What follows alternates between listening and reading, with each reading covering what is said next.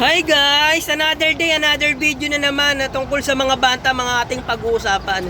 Sa ngayon nga guys, pamibigay na natin tong isang sisiw na to. May nag-comment kayo sa akin, nag-PM na kung available pa daw yung binabaing, yung sisiw na binabae na nasa akin. And sumagot naman ako, available, pinamibigay ko to. Pinamibigay ko naman talaga tong isang, ito, pinamibigay ko.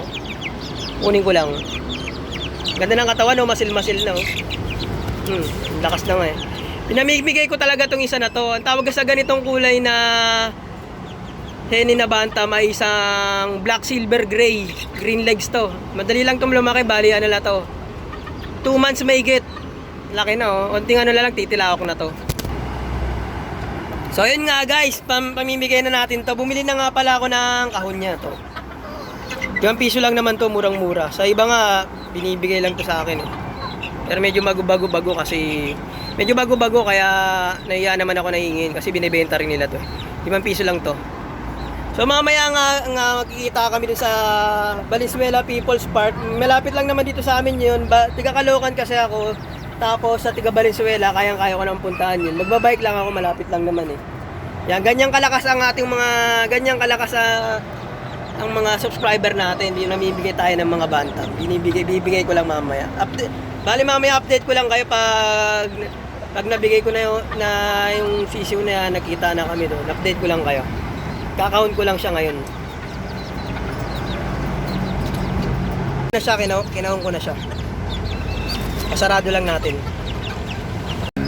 So ngayon nga guys, ito na, i-deliver na natin tong ating pamigay na bantam.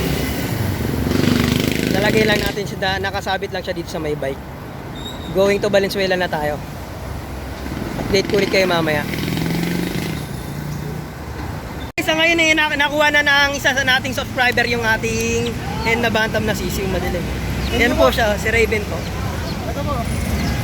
Oh, yan po. Yan po. Ano mo masasabi mo, Raven? Thank you po, papalaki yung po. Yan. Sige, salamat na rin sa iyong kooperasyon niya. Talaga mabuti yan. Salamat. Yan. Tiga Valenzuela po. So yun na nga guys, nakarating na ako dito sa amin. Binigay na natin yung mga kapatid nitong mga sisiw na to. Yan, 3 na lang sila. Binigay na natin sa mga ating subscriber. 3 na lang tong mga sisiw ko. Hindi ko na kasi pwede ito ipamigay eh. Kasi mga real color to, mga blues gray kung tawagin. Parang ganitong kulay niya yung paglaki oh. Parang ganitong kulay noon yung mga sisiw na nandoon na mga gray din. Hindi ko pwede ipamigay kasi real color to. Birang-bira lang ganitong kulay. Ito lolo niya. Yung pagkakaiba nila oh.